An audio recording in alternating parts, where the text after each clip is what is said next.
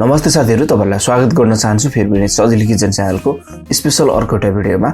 यसपालि चाहिँ हामी एकदमै सजिलोसँग र मिठो सबैलाई मन पर्ने पोर्क छोइला बनाउने छौं। यो छोइला बनाउनको लागि अति नै सजिलो रहनेछ र खानालाई अति नै मिठो हुने यही छोइलाको रेसिपी लिएर आएको छु। मलाई आशा छ तपाईहरुलाई मन पर्नेछ। जसको लागि चाहिँ मैले बंगुरको मासु लिएको छु, जसलाई मैले बोइल गरेर राखेको छु। र त्यसपछि यो बंगुरको मासुलाई यसरी तावामा मैले यसलाई सेक्न गइरहेको छु, अथवा यसलाई ग्रिलमा गर्दा पनि राम्रो हुन्छ। अझ यस्तो खालको स्लाइस गरेर मैले यसलाई काटेको हुँ। त्यसपछि एक साइड हल्का तावामा तयार भएपछि अर्को साइडलाई पनि यसरी पल्टाएर तयार गर्ने। मजाले एउटा साइड रातो हुन थालेपछि अर्को साइडलाई पनि यसरी पल्टाएर तयार गर्नुपर्छ।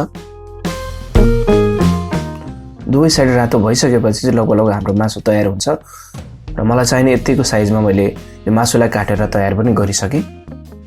अब बनाउनको लागि एउटा बोलमा यसरी सबै मासुहरूलाई राखिदिने।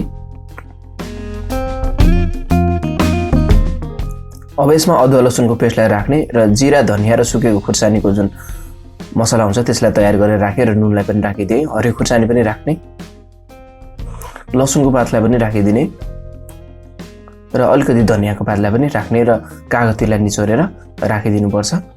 अलिकति पोलेको टमाटरलाई पनि राख्ने। अब चाहिँ मेथीको दाना तोरीको तेलमा यसरी राखेर तताउने र थोरै बेसार पनि राखिदिने।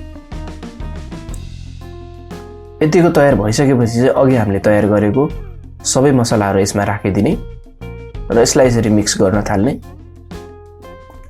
आजको रेसिपी तपाईहरुलाई कस्तो लागिरहेको छ लेख्नलाई नभुल्नु होला। यो छोइलालाई सबैतिर राम्ररी मसलाहरू लाग्ने गरी यसरी हल्का मिच्दै दबाउँदै तयार गर्नुपर्छ। हेर्दै खाउँ लाग्ने रसिलो प्रकारको पोर्क छोइला लगभग हाम्रो तयार हुन पनि थालिरहेको छ। र यसरी तयार भइसकेपछि मैले यसलाई अब सर्भ गर्न थालेँ। बनाउनको लागि अति नै सजिलो हुने र खानको लागि एकदमै मिठो हुने पोर्क छोइला तपाईहरुलाई कस्तो लाग्यो? आजको रेसिपी तपाईहरुलाई मन परेको छ भने भिडियोलाई लाइक गर्नुस्।